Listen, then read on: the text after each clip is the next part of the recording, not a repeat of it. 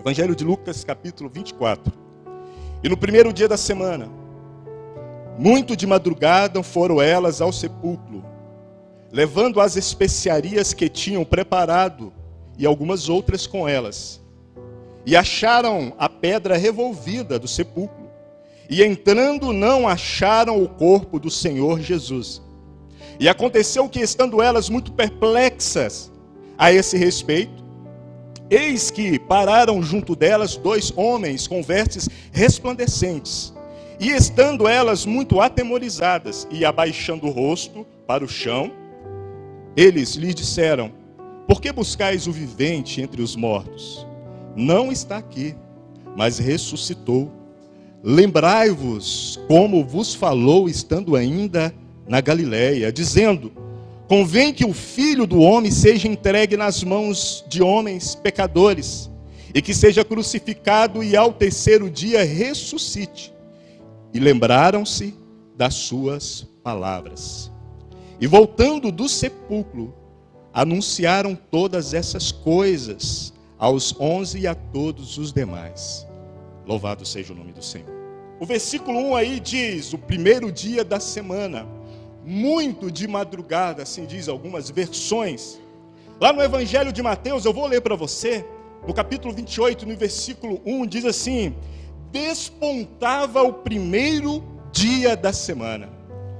Que alegria, né, irmãos? Nós estamos aqui no primeiro dia da semana, celebrando a mesa do Senhor, adorando o nome de Jesus. Que oportunidade para nós é congregarmos como igreja, salvos, redimidos, no nome do Senhor, pelo sangue do Senhor. Que alegria! Ali elas estavam, despontava, como diz Mateus, o primeiro dia da semana. Orando e meditando sobre essa palavra que saltou aos meus olhos, despontava, eu vi que ela é composta de outras 2 palavras, que fala clarear gradualmente, e que também fala até, ou em direção. Então o dia estava clareando gradualmente, numa direção e com foco. Na manhã de ressurreição do Senhor, o dia estava clareando, a luz estava raiando, era um novo dia. O dia da angústia, do sofrimento, da decepção, da frustração, da esperança que se esvaiu por causa da morte do Salvador, estava passando porque a luz estava raiando, irmãos. E era a luz da ressurreição. Então, para aqueles que estavam com medo, escondidos, frustrados, aquele era um dia de novidade de vida. Em Mateus, no capítulo 4, no versículo 16, eu leio para vocês, diz assim: o povo que estava assentado em trevas viu uma grande luz. Que alegria! E aos que estavam assentados na região e sombra da morte, a luz raiou. Aleluia! Um novo dia, uma novidade de vida. É assim para nós, irmãos. Nos identificamos na morte porque nós, com Cristo, nós morremos para o mundo, morremos para o pecado, morremos para as coisas antigas que nos arrastavam para a condenação da morte, a condenação eterna. Mas em Cristo Jesus, por causa da ressurreição e da vida dele, nós podemos desfrutar de uma vida nova, de novidade de vida. Então a luz raia, né? As trevas se dissipam. Isaías diz assim: para abrir os olhos dos cegos, para tirar da prisão os presos e livrar dos cárceres os que moram na escuridão. Jesus foi levado à cruz do Calvário, mas ressuscitou para isso, irmãos. Abriu os olhos daqueles que estão cegos, que não podem enxergar, que só enxergam a limitação das suas necessidades imediatas, que a sua vida está em função do trabalhar, das suas curtas alegrias, e só o Senhor veio para nos salvar da condenação do pecado e nos dar a pessoa de Jesus como a nossa eterna alegria.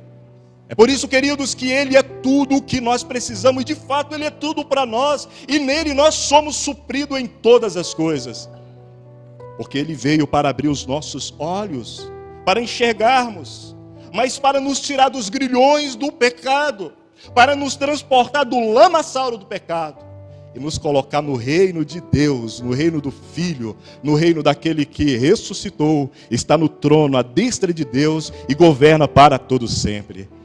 Nós louvamos e celebramos o nome do Senhor.